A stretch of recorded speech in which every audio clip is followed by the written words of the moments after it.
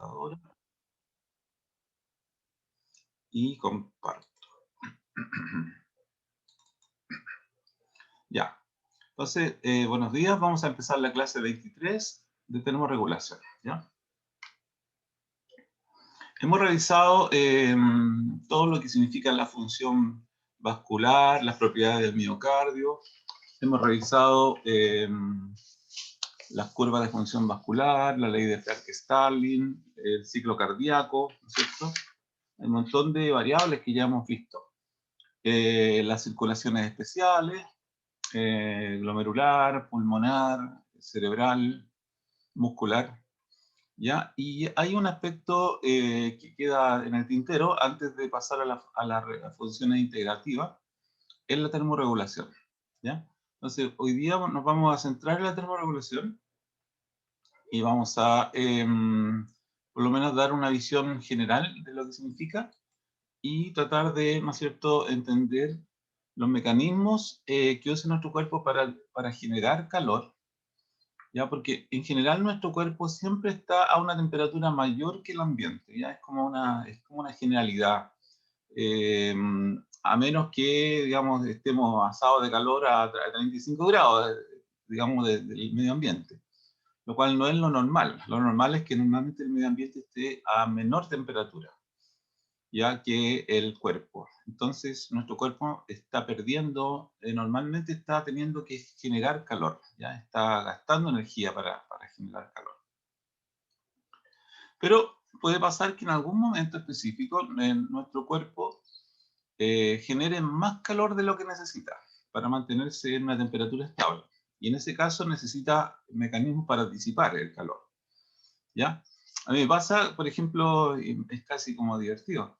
Yo soy bien friolento, no sé si tengo las hormonas tiroideas bajas, las catecolaminas un poco bajas quizás, pero cuando como, eh, transpiro, ¿ya? Es impresionante.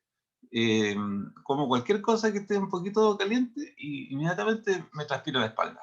Y no estoy haciendo ningún ejercicio, ¿ya? Pero mi termorregulación funciona de esa manera. Por otro lado, en el caso de la extremidad inferior, a mí se me enfrían, se me congelan la extremidad inferior. Y siempre tengo que, ahora estoy, por ejemplo, con una frazada envuelta en los pies, porque me da mucho frío. Entonces, es como divertido. De repente me doy cuenta que estoy con los pies congelados y con la espalda, con la espalda mojada por transpiración. Es como, pero ¿cómo es posible? Pero bueno, así es la cosa, ¿no es cierto? Entonces tenemos distintas maneras de ir respondiendo al control de la temperatura. Y entonces vamos a establecer cuál es el mecanismo. Es un mecanismo que uno pudiese llamar servomecanismo o mecanismo de retroalimentación negativa de la regulación térmica, ¿ya? Y el controlador de esto es el hipotálamo anterior especialmente, que permite hacer acciones eferentes, ¿ya? Que logran subir o logran bajar la temperatura. Y hay dentro de esas acciones hay acciones fisiológicas y hay acciones conductuales, ¿ya? Que nos permiten subir o bajar la temperatura. Y sobre eso nos vamos a referir en esta clase. Entonces, los resultados de aprendizaje son explicar y esquematizar los mecanismos nerviosos y humorales fisiológicos de control de la temperatura corporal. Eso ustedes deberían ser capaces de explicar y esquematizar al finalizar esta clase. Bueno, aquí les encontré un esquema que, si bien es cierto, no es 100% así como científico, basado en toda la evidencia, así, con publicaciones del Nature, ¿ya? Pero, sin embargo, este esquema es un bonito esquema porque te va mostrando algunas especies de ciclos circadianos del día, ¿ya? Tienen que ver tanto con, por ejemplo, cambios en la presión sanguínea, ¿ya? Cambios en la temperatura de nuestro cuerpo, ¿ya? Por ejemplo, aquí dice la más alta temperatura del cuerpo a las 7 de la tarde, ¿ya? Veamos otra parte de la temperatura. A ver. Y la más baja de temperatura del cuerpo, a las 4:30. Entonces, como que tendríamos unos ciclos de temperatura en el día. Ahora, en el caso de las mujeres, asociado al ciclo ovárico, también hay cambio de temperatura, ¿ya? Y durante la ovulación habría un pic de aumento de la temperatura, que se usa en algunos casos también para monitorizar el día que es más fértil la mujer, ¿ya? Y así, y como ese tipo de ciclos circadianos o ciclos mensuales, hay otros ciclos, por ejemplo, estar con mayor cantidad de alerta. En la mañana sube la presión, sube el cortisol, acuérdense, se detiene la melatonina, empieza el movimiento intestinal y en general todos los mamíferos tienden a defecar en las mañanas, ¿ya? Entonces, también hay un tema con el movimiento gastrointestinal en las mañanas. También en la mañana la testosterona, ¿no es cierto?, está más alta. La alerta cerebral ya está alta. Después uno ya tiene muy buena coordinación, una velocidad de tiempo de reacción rápida, la mayor eficiencia cardiovascular y fuerza muscular a las 5 de la tarde. Quizás esto yo podría ver que a mí me pasa. Yo entre las 5 de la tarde más o menos y las 7 de la tarde es cuando me siento con más fuerza, con más ánimo, con más energía, ¿ya? Tengo más, como que mi horario bueno en ese horario. Ya, quizás yo creo que caigo en este tipo de situación, ¿ya? Después, la secreción de melatonina a la 21, en la noche ya los movimientos gastrointestinales como que se empiezan a detener un poco. Y a las 2 de la mañana uno donde está con el máximo sueño, ¿ya? Esto es como una miscelánea, ¿ya? Ahora, en relación a la termorregulación, datos que son muy importantes es que desde el punto de vista práctico, sería la temperatura central lo que más nos interesa. Ya no tanto la temperatura de nuestro cuerpo, porque nuestro cuerpo podría tener las manos congeladas. Ya uno está en un día con frío, uno puede tener las manos absolutamente congeladas, los pies congelados. Pero lo que va a tener a temperatura de 37 grados la parte central, ¿ya? Donde está el corazón, el cerebro, eso va a estar a la temperatura de 37 grados. No puede cambiar. Por ejemplo, si cambiara, si por ejemplo subiera 0,5 grados la temperatura hipotalámica, eso ya generaría una vasodilatación absolutamente extrema, porque el cerebro estaría pensando, el hipotálamo estaría pensando que hay demasiado calor, ¿ya? Entonces trataría de disipar el calor lo más rápido posible. Entonces el hipotálamo es más sensible a los cambios de temperatura central que a los cambios de la temperatura periférica, que son informados de los termorreceptores de la piel. O sea, tenemos nosotros un montón de termorreceptores en las manos, ¿cierto? En las extremidades, en toda la piel. Y van indicando la temperatura. Estos termorreceptores son ionotrópicos, ¿ya? Generan un cambio conformacional asociado a la temperatura, ¿ya? Entonces, la temperatura hace que cambie la conformación del receptor, de la temperatura, y se abre un canal, seguramente es conductancia de sodio, puede ser un poquito de calcio, y eso va a generar, ¿no es cierto?, despolarización, va a generar los potenciales de acción que entran por el sistema anterolateral, ya sabemos, y van a llegar al tálamo, ¿no es cierto?, y desde ahí van a la corteza somatosensitiva. Entonces vamos a tener la percepción de la temperatura. También se va a llevar información, obviamente, hacia el hipotálamo. Pero esa información es una información que se sabe de dónde viene, o sea, porque recordemos que tenemos la línea marcada. Si la información viene de los dedos, no hay que cambiar la temperatura de todo el cuerpo, porque tenemos que calentar los dedos, ¿no es cierto? Ahí está el lado, pero no, el cuerpo está bien, la parte interna está a la temperatura correcta. Y ahí empiezan algunos otros movimientos, ¿cierto? Escalofrío, empieza uno a taparse un poco o alejarse de la zona de frío, etc. ¿Ya? Bueno, sabemos que la temperatura normal de nuestro cuerpo está cercano a 37 grados.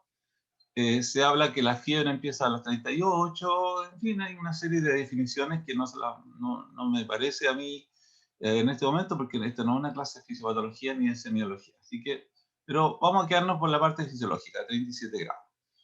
Ahora, en extremos, situaciones extremas, por ejemplo, a los 41 grados Celsius vamos a estar muy mal, porque significa que vamos a entrar en convulsión y vamos a perder prácticamente el control de nuestro cuerpo. Y si llegásemos a tener una temperatura superior a 43 grados, eso significaría muerte, ¿ya? También, si por ejemplo la temperatura de nuestro cuerpo bajara de 37, pongámosle a 35 grados Celsius, ¿no? Eso sería considerado una hipotermia, desde el punto de vista práctico. Ustedes dirán, pero 35 grados. Sí, 35 grados, 33 grados, 34 grados, ¿ya? Eso ya es suficiente para generar hipotermia. ¿Por qué? Porque normalmente, como les digo, la temperatura en nuestro cerebro y en nuestro corazón está a 37 grados y se mantiene muy estrechamente ahí. Y el hipotálamo lo hace que esto ocurra así. ¿Ya? Pero si supongamos que a nosotros voy a poner un ejemplo, nos colocan en una piscina y la piscina está a 30 grados y nos dejan en esa piscina a 30 grados. Uno diría, ¡ay, qué rico! Pero no es tan rico, así que uno tiene que estar ahí sin moverse, así amordazado, por así decirlo, durante horas, ¿ya? ¿Y por qué les cuento esto? Porque cuando yo era estudiante, me acuerdo que había en los seminarios, ya uno tenía que llevar artículos, revisiones, tenía que llevar ideas para conversar, formar nueva información, y un día encontré la siguiente información. Encontré que durante la Segunda Guerra Mundial, eh, los médicos nazis hacían experimentos con los que estaban en la cárcel o en los centros de concentración. ¿Y saben qué experimentos hacían? Además de hacer experimentos genéticos, hacían experimentos para ver cuánta hipotermia resistía una persona.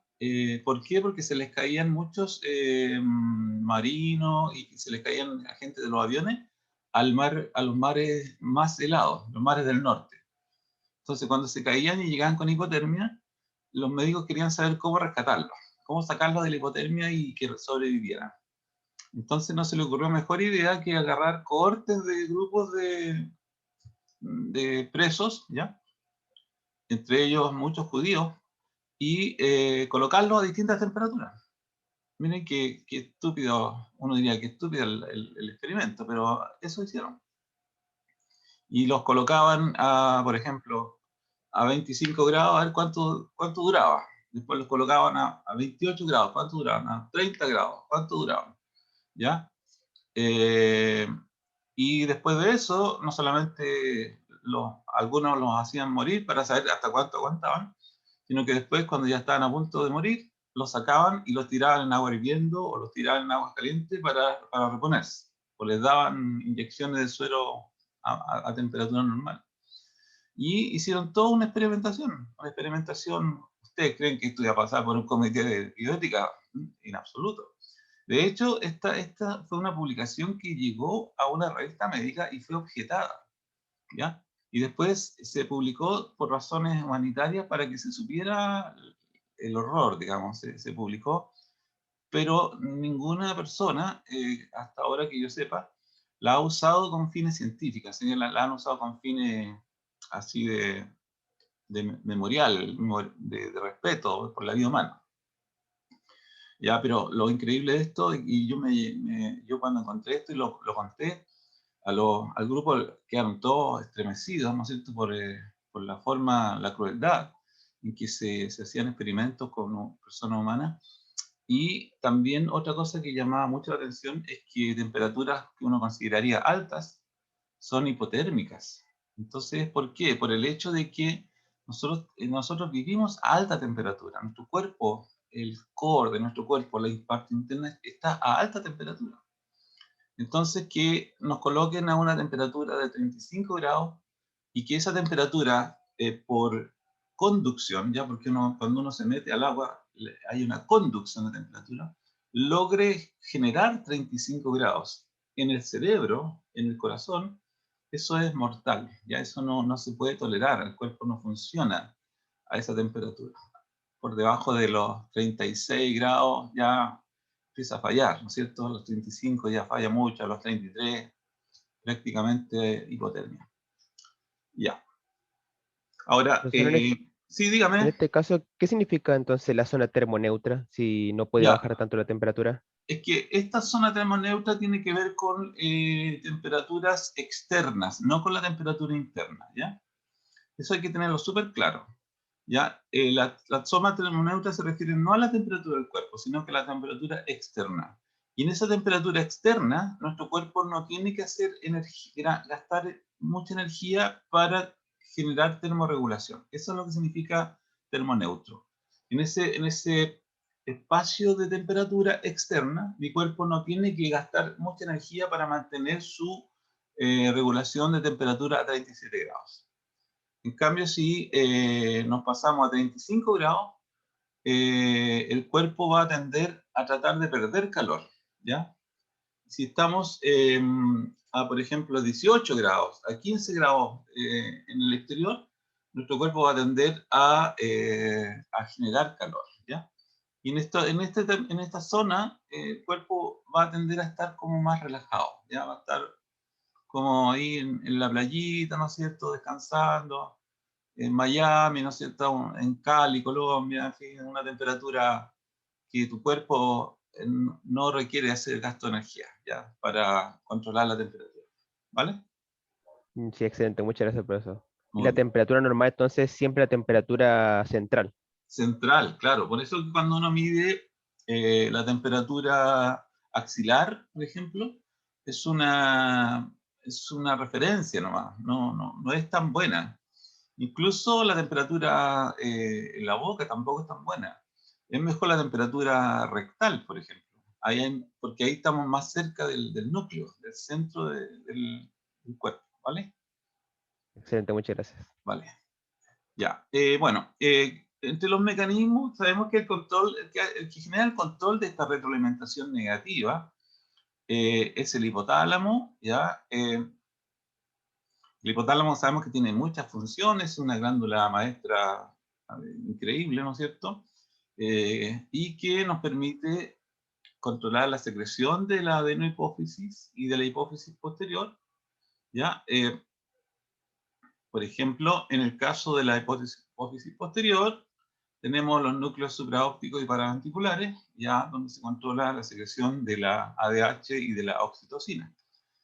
Para el caso de la hipófisis anterior, vamos a tener la eminencia media, ¿no es cierto?, que permite la conexión ya a través de una zona de baja permeabilidad de la barrera hematoencefálica y nos va a conectar los núcleos periventriculares con la adenihipófisis y nos va a enviar todas lo que se llaman las hormonas hipofisiotróficas, ¿ya? Son hormonas que están producidas, ¿no es cierto?, en el hipotálamo, pero que son tróficas sobre la hipófisis. Por eso se llaman hormonas hipofisiotróficas. Entre ellas tenemos, por ejemplo, la hormona reguladora de la ACTH, o conocida como CRH. Tenemos la hormona liberadora de las hormonas tiroideas, de la TSH, y se llama TRH.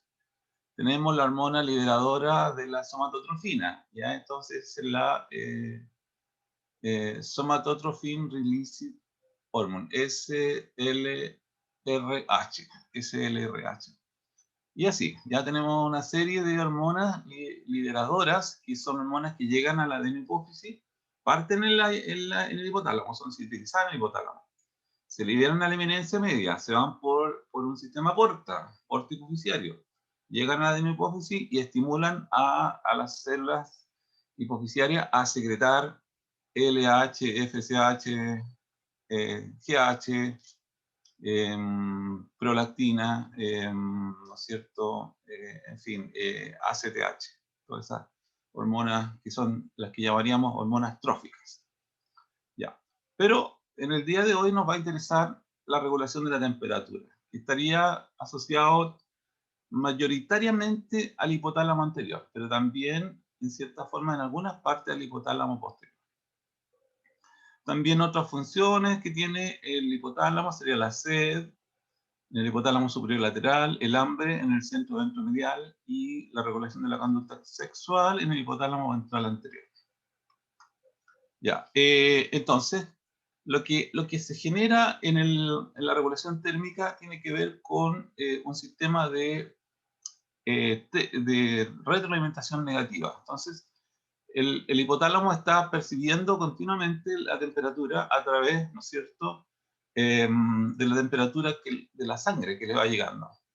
Pero también va recibiendo aferencias, ¿ya? Que le van indicando también el grado de actividad de los termorreceptores, ¿ya? Entonces, una vez que computa y hace este cálculo, si la temperatura está normal, no hace nada, ¿ya? No, en general no hay una generación grande y una respuesta muy grande. Pero sin embargo, si por ejemplo se piensa que la temperatura exterior está muy alta, entonces puede tener una conducta eferente, ¿ya? Asociado a una mayor pérdida de calor, ¿ya? Para evitar que se caliente su cuerpo. Entonces, si se hace que se puede eventualmente calentar, se produce una conducta termolítica o una respuesta fisiológica eferente hacia la termolisis, que va a implicar, entre otras cosas, mayor conducción, que significa contacto, ya la conducción significa contacto entre dos superficies, y hay transferencia de calor entre la de mayor calor a la de menor calor, ¿ya? Conducción.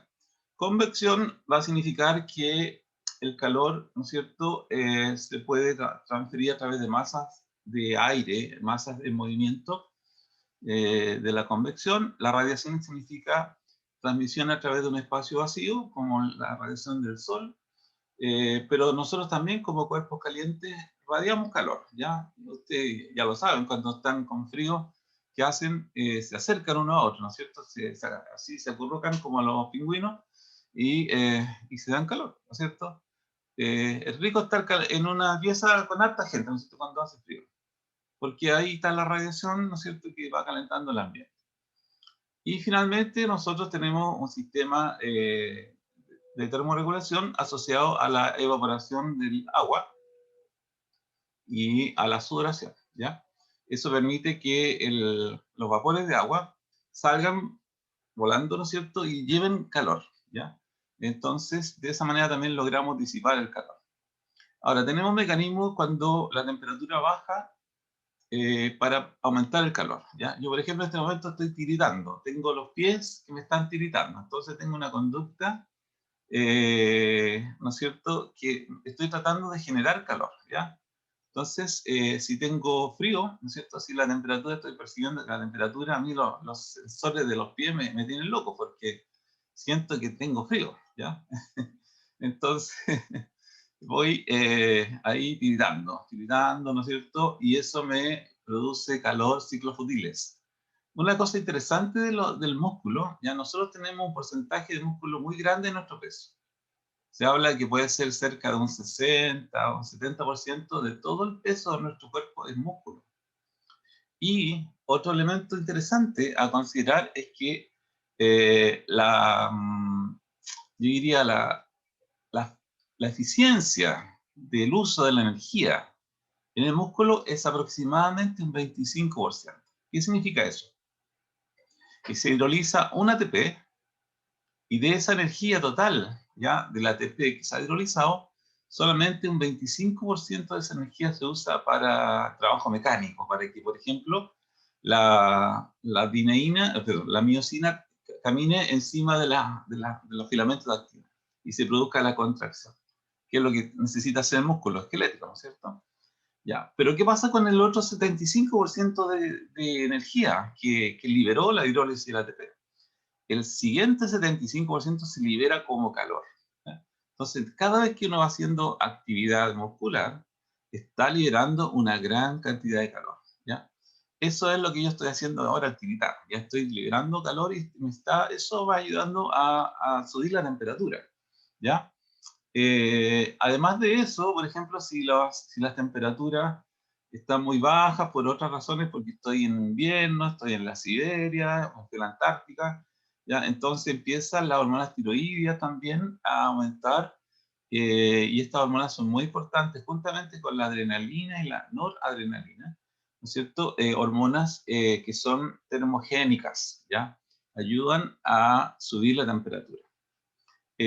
Acá hay un estímulo muy interesante a través de la grasa parda o de los ácidos grasos libres, que son hidrolizados. También están lo que se llaman los ciclos futiles, ¿ya? Eso también lo voy a explicar enseguida. Bueno, ya hablamos del temblor de los músculos y otras conductas que uno hace para evitar el frío es que uno se abriga, ¿no es cierto? Yo estoy bien abrigado aquí, ¿no es cierto? Me falta ponerme un gorro nomás. Ahora que quede pelado, ¿no es cierto? Yo a lo mejor estoy perdiendo temperatura por radiación mayor ahora en la cabeza, ¿no es cierto? Eh, si uno quiere no perder por las manos, se pone guante, ¿no es cierto? Se abriga más, o se pone un cafecito caliente, ¿no es cierto? Y ahí empieza a mantener la temperatura de nuestro cuerpo. Así que hay una serie de respuestas termolíticas o termogénicas dependiendo de cómo nos sentimos y cuáles son las aferencias que le están llegando, ¿no es cierto?, hacia el hipotálamo. Y el hipotálamo, en virtud de esa referencia, compara con su punto de set point y genera respuestas eferentes que son conductuales o fisiológicas, ¿ya? Ya. Vamos a ver cómo lo haría, por ejemplo, un ratoncito. Aquí hay un experimento que son bien interesantes siempre de considerar, ¿ya? Este es un ratón que usa 4 mecanismos para controlar la temperatura. Un mecanismo sería la tasa metabólica basal, ¿ya? Esta está controlada por las hormonas tiroides. Entonces va a tener siempre un gasto energético para mantener esa tasa metabólica basal, ¿ya? Y esto tiene que ver con el consumo de oxígeno y tiene que ver con el VO2, ¿ya? Con cuánto oxígeno necesita tener el ratón para vivir, ¿ya? Como se dan cuenta, esto es algo que se mantiene estable a distintas temperaturas. Necesita estar vivo, porque si no, no estaría vivo, ¿ya? Entonces aquí tiene el gasto energético de la tasa metabólica basal. Y por eso se llama basal, ¿no es cierto? Porque no está cambiando en virtud de otras demandas, sino que está en su valor que le permite vivir, ¿ya? La tasa metabólica basal. Ya. Después tenemos la actividad física, que estaría en verde, ¿ya? Si ustedes se dan cuenta, mientras más baja sea la temperatura, más actividad va a tener. Es como que si el ratoncito estuviera tiritando también, ¿ya? No puede quedarse en un solo lugar porque se va a enfriar. Entonces se mueve más y va aumentando a poquitito, ¿no es cierto? A medida que va bajando la temperatura, el movimiento del ratón. Después tiene el efecto térmico de los alimentos, ya que sería en verde, que a medida que uno va bajando la temperatura, los alimentos, ¿no es cierto?, cada vez le van dando más energía y calor, ¿ya? Y finalmente tiene la termogénesis inducida por el frío, que sería entonces toda la respuesta hipotalámica que va generando el ratón a medida que va bajando la temperatura, esa respuesta hipotalámica que le va a permitir subir la temperatura de su cuerpo interno, por lo menos, de su núcleo interno. Quizá va a tener los dedos congelados, quizá va a tener la oreja congelada, la cola, se lo aseguro que está helada. No sé si han tocado la cola de los ratones. Son heladísimas, ¿no es cierto? Es como tocar una culebra. Entonces, pero si uno le pusiera la temperatura rectal, tendría 37 grados, ¿ya? Aunque estemos ahí a 0 grados. Entonces, hay termorregulación. Ahora, ¿cuáles serían los mecanismos que va a hacer para tener esta termogénesis inducida por frío? ¿Ya? Se puede, por ejemplo, con todos estos mecanismos que están acá, ¿ya? Toda esta termogénesis inducida por frío podría estar generada por una termogénesis inducida, ¿no es cierto?, por el tiritón, ¿ya? Por decirlo de esa manera, ¿no es cierto? Sería entonces una actividad muscular, simplemente, o la termogénesis inducida por frío, pero sin el tiritón, sin el, ¿no es cierto?, el movimiento muscular. Y podría esto estar asociado a la dieta, ¿ya? comer más, o también a la lipólisis, ¿ya? O metabolización del tejido adiposo pardo, ¿ya? Y eso está dado, entonces, este tipo de depósito adiposo para favorecer la termogénesis en este tipo de animales, ¿ya? En el caso de nosotros, no es tan así porque el tejido de grasa parda no es un, ¿no es cierto? No es una fuente de producción de calor tan importante. Ya los niños cuando son chiquititos tienen esto. Hay otros mamíferos que tienen, pero los humanos, adultos, ¿no es cierto? No tenemos tanto eso. Ya. Ahora, pero sí, la función de la hormona tiroidea, obviamente que sí es muy importante, ¿ya? Son hormonas termogénicas, ¿ya? Y en este caso, las funciones para generar la termogénesis sería a través de mayor actividad de las bombas. Ya sabemos que las hormonas tiroideas tienen mayor actividad de las bombas. Eso va a generar un mayor consumo de ATP. Eso va a generar, ¿no es cierto?, un aumento por sobre la tasa metabólica basal, ¿ya? Y si eso se genera, ¿no es cierto?, con una mayor oferta de oxígeno a los tejidos, y mayor, un valor superior a la tasa metabólica basal, entonces puedo generar ciclos futiles de producción de calor, ¿ya? Que van a ser todas aquellas hidrólisis de ATP. Un ciclo fútil sería la hidrólisis de un ATP no asociado a un trabajo mecánico, a un trabajo proteico o a una translocación o a un efecto de bomba, ¿ya? O a un movimiento de un motor molecular, por ejemplo, cosas así, o al movimiento de una polimerasa, de una transcriptasa, de una topoisomerasa, cualquier enzima asociado a las distintas funciones de nuestras células, ¿ya? Si yo tengo la liberación de un ATP, la hidrólisis de un ATP, y esa energía no se usa para trabajo, entonces eso va a ser el calor que se libera, ¿ya? Y si eso está ocurriendo continuamente, yo le voy a llamar ciclo fútil, ¿ya? Porque no tiene utilidad más que simplemente liberar calor, ¿ya? Pero como ya sabemos, nosotros somos seres, ¿no es cierto?, endotermos, homeotermos, ¿ya? Y que mantenemos esta temperatura constante a pesar de que la temperatura exterior, como les decía, normalmente está más baja que nuestra temperatura.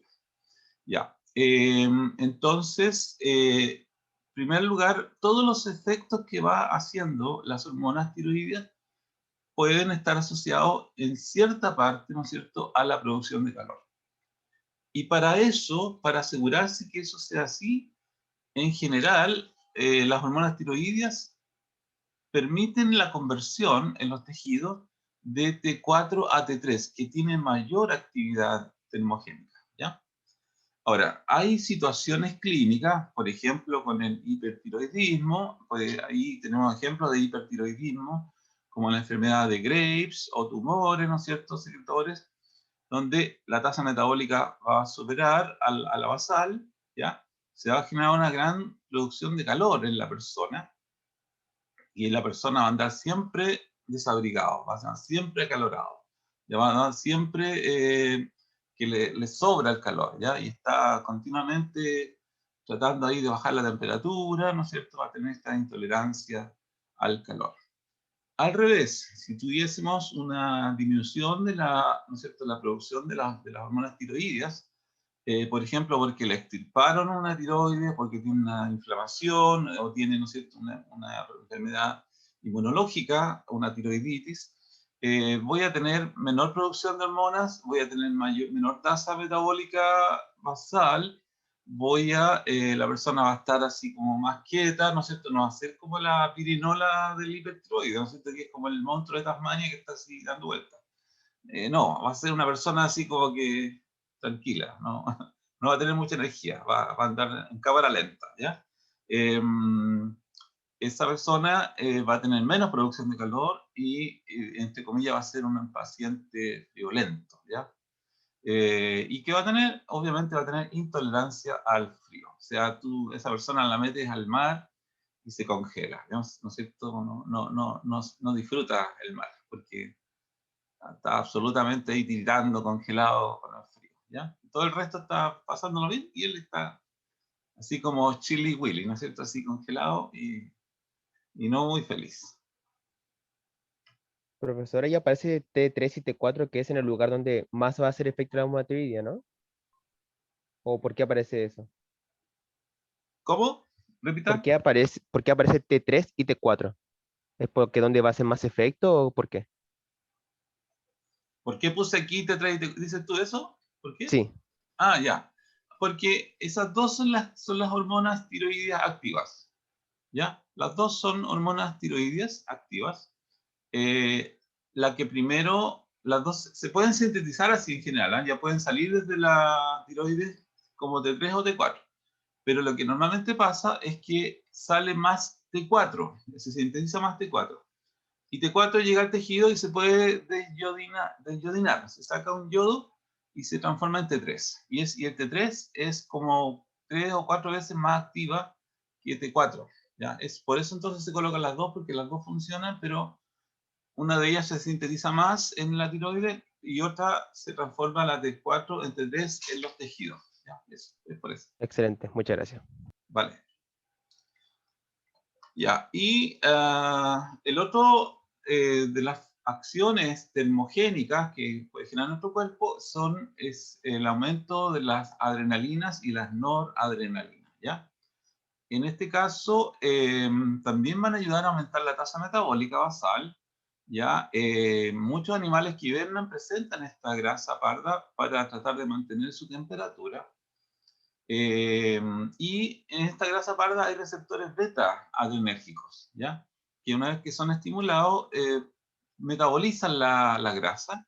Y esta grasa, ¿no es cierto?, lo que va a generar es entonces una termogénesis, como dice acá, que no está asociado al movimiento muscular, sino que es una termogénesis asociado a los ciclos futiles, ya porque es metabolización. Y también, ¿qué va a pasar si bajara la temperatura? Por ejemplo, vamos a encontrar aquí que va a aumentar el tono simpático, ya como efecto de la acción eferente hipotalámica, y eso genera un aumento de la tasa metabólica con una mayor producción de ciclos futiles, mayor calor, y también va a producir la consabida vasoconstricción en la piel. Ya todos sabemos que para evitar la disipación del calor, ¿no es cierto? Y la pérdida por convección o por radiación desde la piel obviamente es el lugar donde más intercambiamos calor, ¿ya? Claramente ahí es. ¿Ya? Entonces ahí perdemos mucho calor a través de la piel por radiación, por convección, por conducción, ¿ya? Por todas esas vías diferentes de transmisión de calor. Eh, si nosotros tuviésemos vasodilatación y estuviéramos, entre comillas, rubicundo, ¿no es cierto? Porque hay una derivación de la sangre hacia la piel, ¿no es cierto? Para que exista esa derivación, ¿no es cierto? Arteriovenosa de la sangre hacia los plexos venosos, cerca de la superficie de la piel. Entonces, para ello es posible aumentar el flujo sanguíneo a través de las arteriolas cutáneas, ¿ya? Y ese mayor flujo hacia las arteriolas cutáneas va a abrir entonces los esfínteres precapilares, se va a generar entonces esta mayor paso de sangre, ¿no es cierto?, desde de las zonas más internas del cuerpo hacia las zonas más periféricas, con lo cual el calor ya ahora va a ser más fácil de transferirse hacia la epidermis. Y si la persona, supongamos, está sentada en una piedra helada, el calor se va a conducir rápidamente. O si la persona está parada en Guayihuayca, una vez me pasó a mí una cosa muy divertida. Estaba en Guayihuayca, esto está en la cuarta región, hacia el interior del Valle del Elqui, ¿ya? Es divertido. Bueno, con eso voy a parar para que se arregle un poquito. Pero yo quería hacer eso, quería pararme en la represa. Hay una represa, ¿ya? La represa Buclaro, creo que se llama, y se generó así como una especie de laguito en el sector de Guayihuayca que inundó el pueblo de Guayihuayca. Ya, pues entonces cuando uno va por el, eh, por el valle y va llegando, por ejemplo, hacia Vicuña, va llegando hacia donde nació, ¿no es cierto?, nuestra poetisa ¿no es cierto?, nuestro premio Nobel, ¿ya? Gabriela Mistral. Uno puede ir a revisar todos esos lugares que son muy bonitos. Ya, pues uno pasa por el embalse Puclar. Ya, y en el embalse Puclar uno puede estar arriba, ya puede ir y mirar el valle hacia allá con el laguito y mirar para el otro lado. Y es un lugar así, ustedes se entenderán que es un valle donde hay una corriente de aire, pero enorme. Entonces yo quería pararme justo en el centro de la represa y levantar las manos así, abrirla y gritar así como, oh, estoy feliz, una cosa así. Ya, pues. Entonces iba con mi familia, con mi esposa, con mis 2 hijos, y hice eso, po. Y dije, ya, lo voy a hacer, y lo hice. ¿Y sabes lo que pasó? Que y yo como soy friolento, ¿ya? Y como había tanto viento que me enfrié, porque la convección me llevó la temperatura, me sacó, me enfrió, y me enfrió tanto que me resfrié, pero totalmente, me dio un enfriamiento horrible, ¿ya? Eh, Tuve que llegar a la posta, llegamos hacia Vicuña, ¿ya? Nos arrendamos una casa con la piscina, todo bien, pero yo estaba ahí tiritando, envuelto en una frazada, tomando agua caliente, tratando de subir la temperatura y no podía, hasta que llegamos al hospital, que en el fondo era una posta.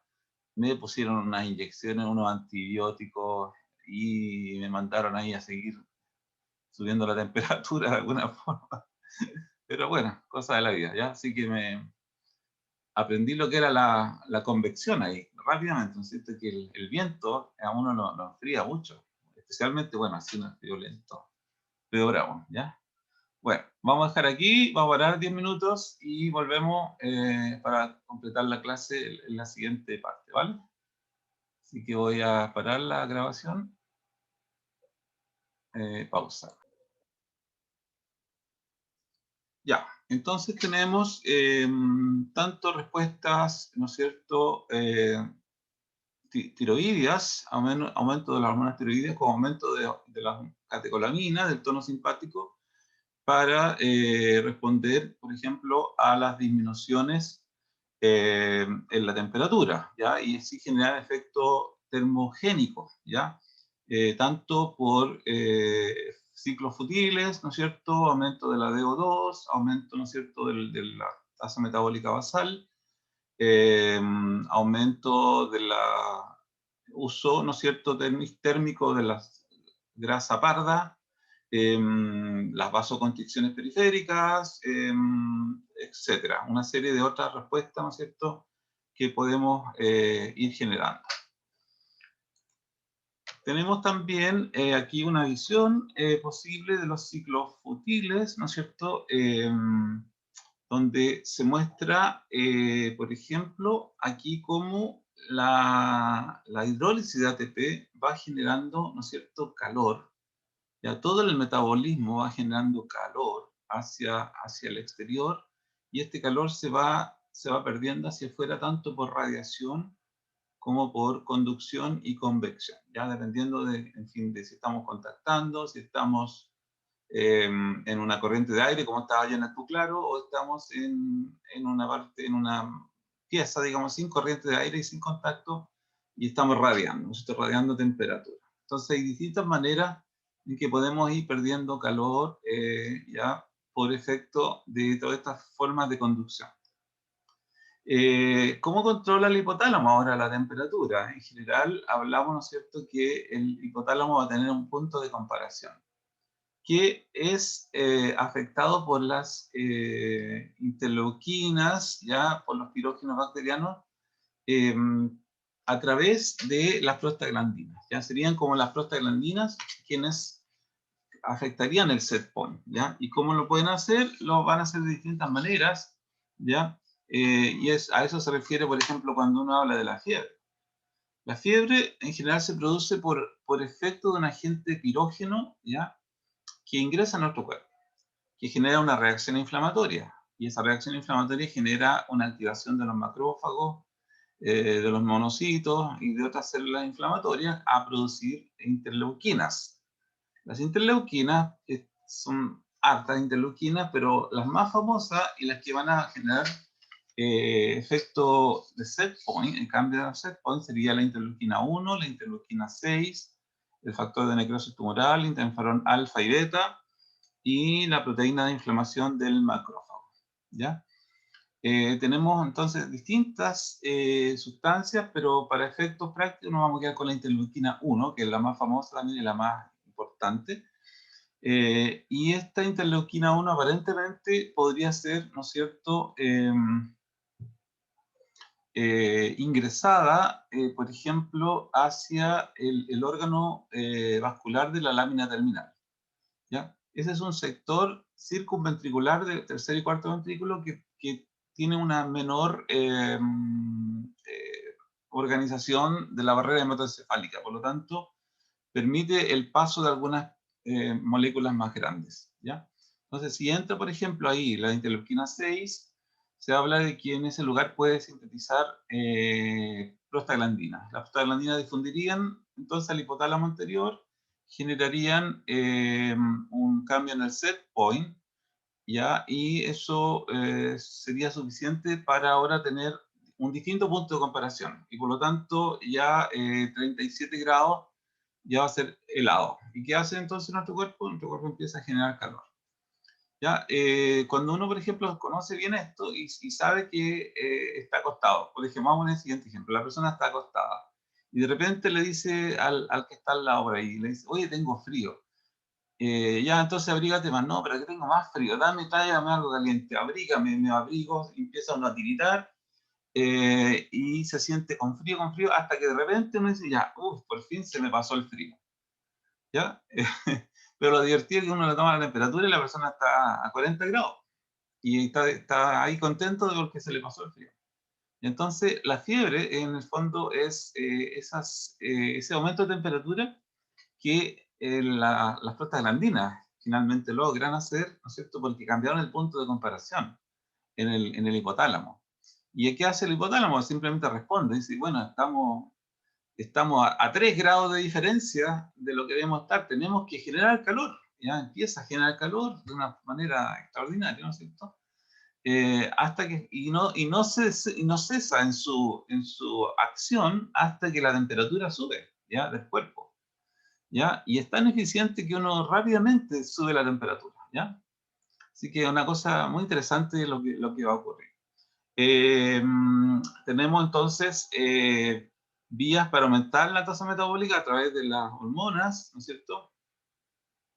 Y aquí tendríamos la función hipotalámica sería la producción de la TRH, la hormona liberadora de la TSH, que después esta libera las T3 y T4 y después esta genera aumento de la tasa metabólica. También estaría el aumento de producción, ¿no es cierto?, de todo el tono simpático, que va a generar mayor efecto colinérgico, ¿no es cierto?, en los receptores colinérgicos simpáticos, ¿no es cierto?, las glándulas sudoríparas.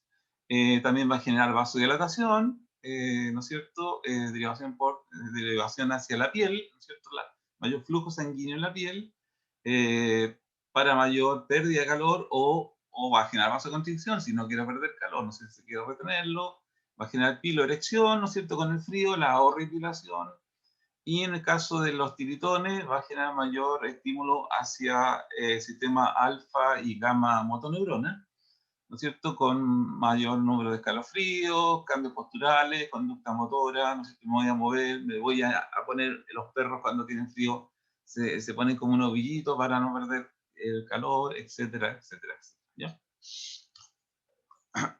Y entre los mecanismos tenemos, ya sabemos, si estamos en contacto con la superficie, conducimos y perdemos ahí calor, un 3%, por ejemplo, con el piso. Si hay movimiento de aire, es convección. Y son normalmente en condiciones normales un 27%. Por evaporación, ¿no es cierto?, de la sudoración, un 30% y radiación un 40%.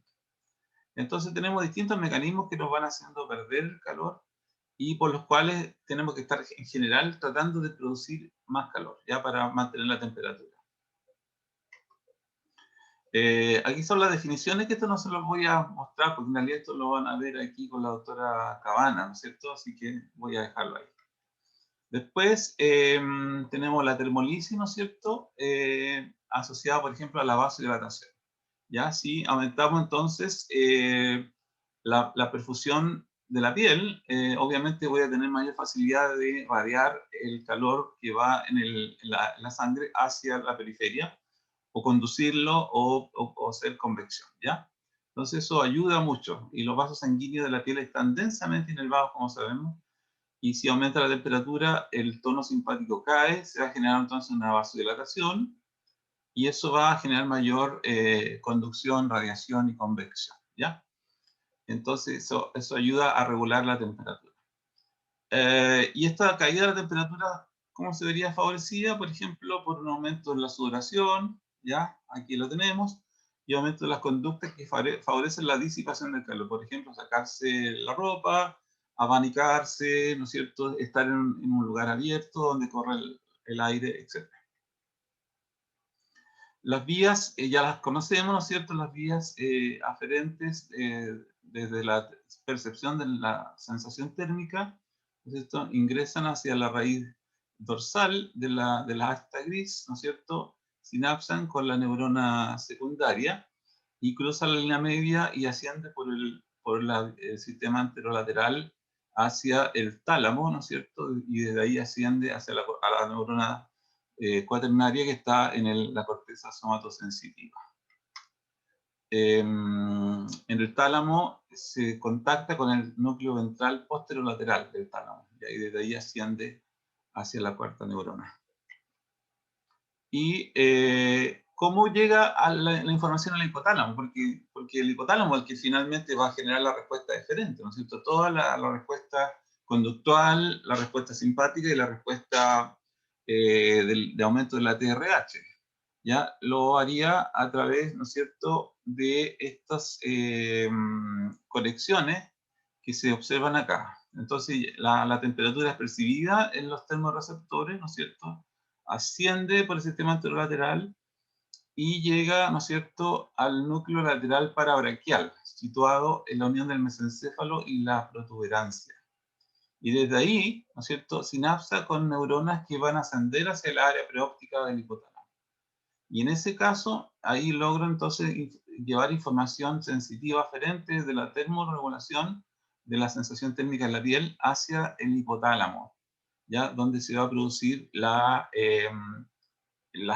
el control eferente, ¿no es cierto?, como les decía, simpático, del sistema, ¿no es cierto?, tiroideo o conductual, ¿ya?, para el control de la temperatura. Las vías que no sigan obviamente este sistema parabraquial, obviamente van a seguir hacia el tálamo y desde ahí hacia la corteza somatosensitiva. ¿Ya? Ya, bueno, la fiebre en resumen, ¿qué sería? Sería, ¿no es cierto?, un reseteo del termostato hipotalámico. Durante años, yo diría que durante 2000 años, se ha considerado la fiebre como una situación benéfica, ¿ya? Como la gran respuesta que tiene nuestro cuerpo para deshacerse de los humores, de los espíritus malos, ¿no es cierto?, de aquellas cosas que nos están dañando. Y la fiebre por muchos tiempos, por los médicos, por los griegos, por médicos hasta el año 1800, famosos médicos ingleses, hablaban de que la fiebre era una respuesta positiva, ¿ya? Ahora, después de un tiempo, cuando empezó a desarrollarse los termómetros y empezaron a desarrollarse otras cosas, empezó a tenerse una visión más negativa de la fiebre. Pero ahora con los avances de la inmunología, se ha vuelto a tener una visión positiva de la fiebre, porque la fiebre, pensemos que es una respuesta fisiológica a el ingreso de agentes exógenos, ¿ya? Que son piréticos, ¿ya? Pirógenos exógenos, ¿ya? Que podrían ser, por ejemplo, bacterias, ¿ya? También, entre comillas, podrían ser virus, podrían ser polvos, pedacitos de bacteria que vienen en las vacunas, etc. ¿Ya? Todas son esas sustancias exógenas que ingresan a nuestro cuerpo y que pueden estimular una respuesta inflamatoria, ¿ya? Entonces, esta respuesta inflamatoria, ¿cuál sería el objetivo? El objetivo de la respuesta inflamatoria es eliminar este agente extraño, ya matarlo, fagocitarlo, comérselo, y generar una memoria inmunológica. Porque una vez que se lo fagocita, presenta antígenos hacia las células presentadoras de antígenos y producen células B, ¿no es cierto?, de memoria. Producen células que van a generar anticuerpos, ¿ya? Y entonces a la segunda infección de este tipo de moléculas exógenas, nuestro cuerpo ya está preparado y tiene las defensas, tiene ¿no es cierto?, tiene todo el batallón de células que van a producir ahora una gran cantidad de anticuerpos y nos van a permitir salvarnos la vida, ¿ya? Así funciona el sistema inmunológico en general. Pero además de generar esta memoria inmunológica para responder, también genera fiebre. Entonces uno se pregunta, ¿por qué genera fiebre? ¿Cuál sería la idea de que esta respuesta genere fiebre?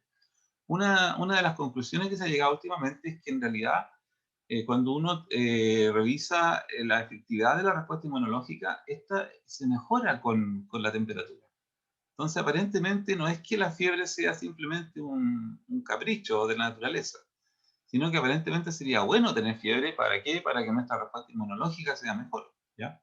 Ahora, claramente, si la fiebre es muy superior a 40 grados y todo eso y empieza a dañar las neuronas, eso ya no es bueno, ¿no es cierto? Y hay que bajarlo.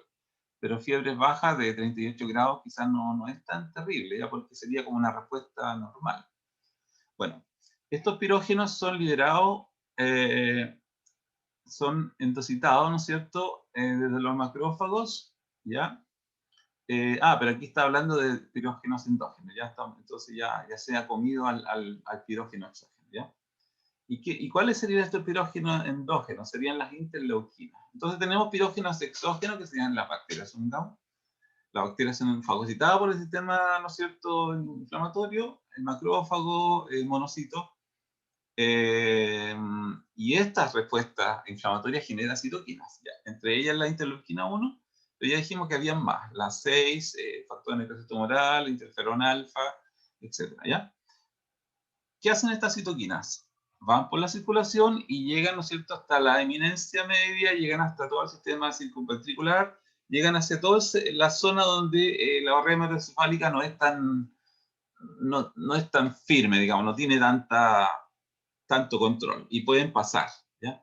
Si pasa una interleuquina y llega, ¿no es cierto?, al interior del cerebro, puede generar en el órgano vasculoso de la lámina terminal las prostaglandinas.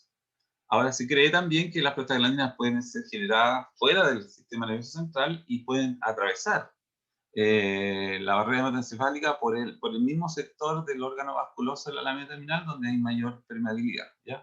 Las dos posibilidades están presentes. Y estas prostaglandinas van a llegar finalmente a los termorreceptores del hipotálamo, ¿ya? Y estos van a cambiar el punto de comparación, el set point que tiene el termostato, ¿ya? Y como son prostaglandinas, yo puedo también controlarlas, ¿ya? ¿Cómo lo hago? Con las antiinflamatorias no esteroidales, que son inhibidores de la COX-1, ¿ya? Entonces, si inhibo la COX-1, inhibo la síntesis de prostaglandina y eso me combate la fiebre, ¿ya? Es una cosa interesante. Ya, las altas temperaturas, pero, ¿no es cierto? Pero yo le digo, hay que tener cuidado porque a veces la fiebre puede ser buena. Las altas temperaturas permiten mejor función de ciertas moléculas, como por ejemplo el interferón, y disminuye el crecimiento bacteriano por parcial denaturación de sus proteínas. Incluso algunos animales ectotermos responden a pirógenos generados por una infección bacteriana exponiéndose ellos mismos al sol, ¿ya? Si por ejemplo un animal ectotermo, una tortuga, ¿no es cierto?, una culebra, una lagartija, ¿ya? Si perciben que están siendo atacados por una bacteria, ¿qué hacen ellos? Se exponen al sol para que generar calor y que el calor le ayude a eliminar las bacterias, ¿ya? Interesante, por eso les digo yo, uno empieza a sacar lecciones de la regulación térmica de los animales, ¿ya? Bueno, y para ir terminando, porque ya creo que estamos en la hora, ¿no es cierto? Vamos a mirar unos trastornos de la termorregulación. Tenemos, por ejemplo, la insolación o el agotamiento por calor, ya esto está asociado a mucha pérdida de agua, ¿no es cierto?, por la sudoración. Se pierde mucho el volumen del LEC, ¿ya? Eso hace caer la presión, obviamente, y puede generar desmayo, ¿ya? Esto también es conocido como el ictus solar o el ictus solis o el infarto de calor, ¿ya? Y está asociado a una exposición muy prolongada al sol. Esto le podría pasar a alguien que está mucho tiempo afuera, está trabajando, ¿no es cierto?, en el campo, ¿no es cierto?, y no está tomando agua, no está reponiendo el volumen. Entonces podría perfectamente insolarse. Ya. Golpe de calor, ¿qué sería? Sería ahora que una temperatura suba hasta o sobre 40 grados y dañe el tejido. ¿Ya? Esto podría también pasar en algunas ocasiones, ya que uno pueda tener no solamente un agotamiento por calor, ¿ya? Sino que simplemente un súbito aumento de la temperatura, ¿ya? Hasta los 40 grados, y eso podría dañar los tejidos. Y existen otras situaciones asociadas a la termogénesis muscular, ¿ya? Pero esta es una situación rara que es genética y se llama hipertermia maligna, ¿ya? Esto puede estar asociado a algunas moléculas, ¿no es cierto?, como la succinilcolina, relajantes musculares o anestésicos inhalatorios, ¿ya? Que en el fondo puedan activar estos mecanismos en los músculos, ¿ya? Que genera un aumento masivo de la tasa metabólica basal y de la DO2, ¿ya? En ese caso, puede ser que los mecanismos termolíticos se hacen incapaces, ¿no es cierto?, de disipar el calor. Y ya sabemos si la temperatura llega a estar sobre 43 grados en nuestro sistema nervioso central, va a ocurrir la muerte indefectiblemente. ¿Ya? Eso. ¿Ya? Entonces, bueno, ahí hemos sacado algunas conclusiones de la termorregulación. Nuestro cuerpo vive a 37 grados, ¿no es cierto? Las enzimas de nuestro cuerpo funcionan a 37 grados, ¿ya? Es necesaria para la maquinaria metabólica que funcionemos a 37 grados. Y también el uso del ATP no es perfecto. Entonces, tenemos una tasa de uso en el caso de los músculos, que son un porcentaje altísimo de nuestro cuerpo, ¿ya? Del peso total de nuestro cuerpo. Los músculos tienen solamente un 25% de capacidad de usar la energía de la hidrólisis en ATP, siendo el otro 75% energía que se puede perder, ¿ya? Hacia el exterior. Y esa energía que se pierde calienta el cuerpo, ¿ya? Entonces nos ayuda también a mantener el calor. Lo otro interesante es que en general la temperatura exterior es inferior a la temperatura de nuestro cuerpo, ¿ya? Condiciones, digamos, extraordinarias serían aquellas donde las personas están viviendo situaciones de mucho calor, por ejemplo, en el África, en el Sahara, ¿no es cierto? Lugares donde las temperaturas pueden rondar los 40 grados hasta 50 grados. Pero eso es solamente en un momento del día, ¿ya? No está todo el día así. En la noche a veces esos lugares súper calurosos, en la noche a veces hace mucho frío, entonces tienen como grandes oscilaciones de la temperatura, ¿ya? Y nuestro cuerpo, nuestro hipotálamo, sería el gran efector, ¿ya? El gran efector del control de la temperatura. Y lo hace teniendo un punto de comparación, ¿ya? Una vez que la temperatura que le es informada, ya sea por los termorreceptores como por la sangre, ¿ya? Genera un efecto, una respuesta fisiológica, ¿ya? Aumentando el tono simpático o aumentando la síntesis de la hormona TRH, que va a sintetizar TSH, que va a sintetizar T3 y T4. ¿Ya? Entonces tenemos aumento por un lado de las catecolaminas y el tono simpático, por otro lado un aumento de la tasa metabólica por las hormonas tiroideas. En el caso del sistema simpático, el aumento, ¿no es cierto?, está asociado a una coordinación del aumento de la tasa metabólica basal, ¿no es cierto? Y de los efectos que se puede tener sobre el control del flujo sanguíneo en la piel. ¿Ya? Vamos a tener claramente, por ejemplo, una vasoconstricción en la piel, se nos va a poner blanca la cara, se nos van a poner blanco las manos, porque la sangre no va a pasar hacia la superficie, va a quedar más interna. Y eso va a evitar la pérdida de calor por radiación, por convección, por conducción. Eh, y la sudoración también se va a evitar, por supuesto. Yo no voy a estar sudando. Pero si al revés, yo necesito perder calor, entonces voy a tener la sangre, va a estar expuesta en la piel, y eso va a facilitar la conducción, la convección, la radiación. Y si eso no es necesario, voy a transpirar más encima, ¿ya? Y ahí voy a salir con energía, ¿no es cierto?, térmica por el agua evaporada. Y ahí también voy perdiendo energía, me voy enfriando. Y tenemos también la elección que nos da la fiebre. La fiebre sería, en la actualidad, una respuesta normal de nuestro cuerpo, ¿ya? Que en los casos moderados puede ser útil, ¿ya? Porque va a facilitar la respuesta inmunológica, aumenta la sensibilidad al interferón, aumenta incluso la respuesta a algunas células, ¿ya? Y por lo tanto uno lo miraría, entre comillas, evolutivamente como un acto de protección, ¿ya? La fiebre no sería una cuestión tan negativa como se ha tratado de demostrar en el último siglo, por ejemplo. Pero recordemos que durante 2000 años la fiebre era considerada buena, muy buena, y ahora se está volviendo a ese mismo concepto. Y la fiebre sería un cambio del punto de comparación por efecto de que los pirógenos exógenos generan citoquinas, y las citoquinas van a generar pirógenos endógenos, ¿ya? A ver, dame un segundito, por favor. Quiero... ¿Qué cosa más rara? ¿Aló?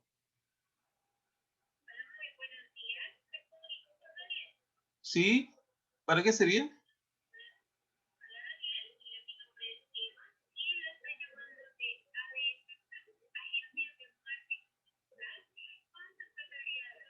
Sí, bien, pero no tengo tiempo para conversar. Se lo agradezco mucho la llamada, ¿ya?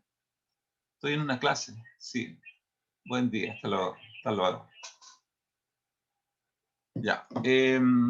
Entonces estamos diciendo que los pirógenos endógenos, exógenos, generan una respuesta inflamatoria y que producen los pirógenos endógenos, ya que serían las citoquinas.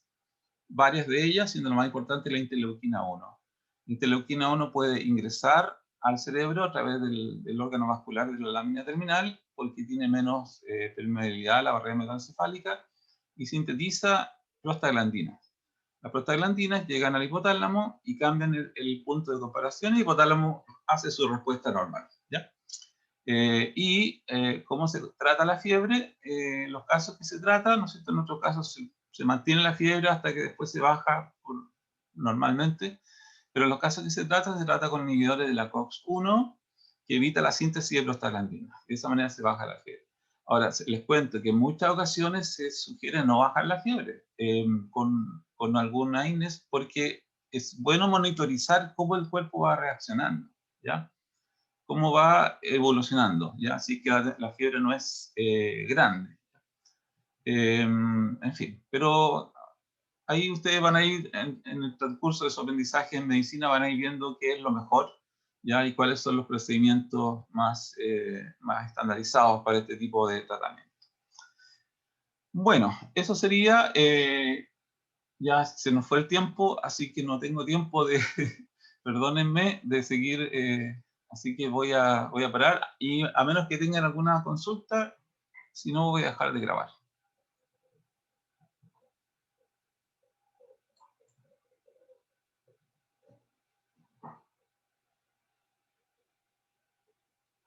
¿Consulta, dudas?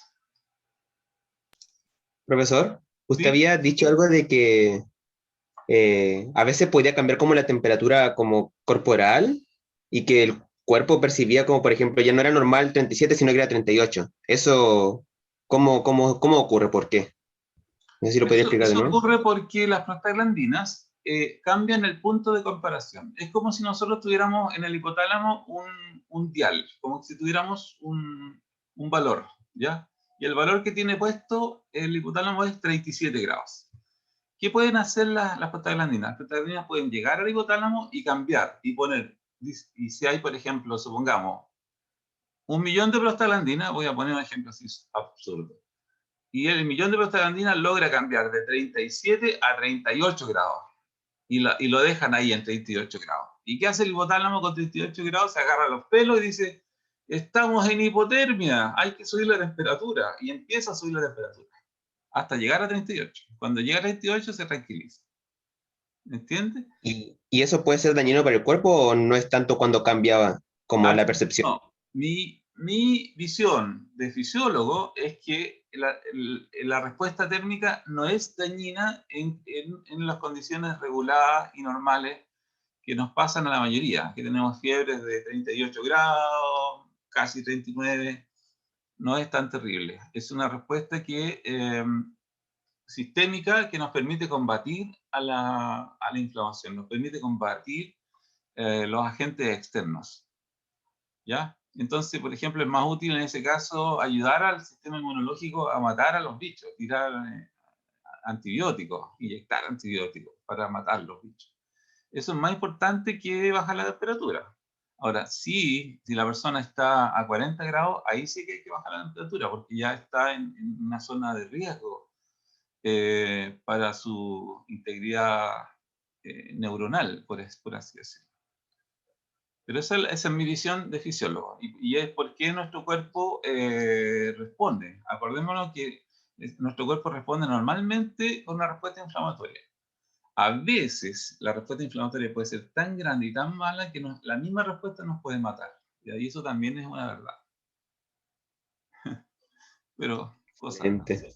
¿vale? Muchas gracias, profesor, por la clara esa duda. Ya, Entonces, ¿va a haber un Kahoot para la próxima? sí. No, el Kahoot lo voy a dejar pendiente, ya, porque el tema está bueno. Pero hoy día, además, tienen práctica ustedes de fisio con este mismo tema. Así que hay preguntas del tema para el grupo que no está. Así que igual tenemos, pero yo les prometo hacer un Kahoot porque está interesante este tema. A mí me gusta el tema de la termorregulación. Así que, vale, lo vamos a hacer ya. Excelente, muchas gracias, profesor. Ya, muy bien. Chao. Nos vemos. Un gusto. Chao, Cuídense mucho, que profe. tengan buen Por si día. acaso, ahí el grupo A tiene que venir al práctico de neurociencias porque vamos a hacer los pares del 7º par al 12º par craneal, ¿ya? El examen. Mi sugerencia es que chequen un poquito, que se acuerden cómo se llaman los pares, ¿ya? Y qué es lo que hacen. Va a ser sin notas, igual que fisiología, ya como estamos volviendo de un receso, no va a ser con nota, pero vamos igual a hacer actividades, ¿ya? Igual lo importante es que participen y le saquen provecho a esa actividad, ¿vale? Profe, Sí, me surgió una duda con respecto porque dentro del 7º al 12º está el auditivo. ¿Cómo vamos a hacer la prueba de Riner o de Romberg si no tenemos el diapasón?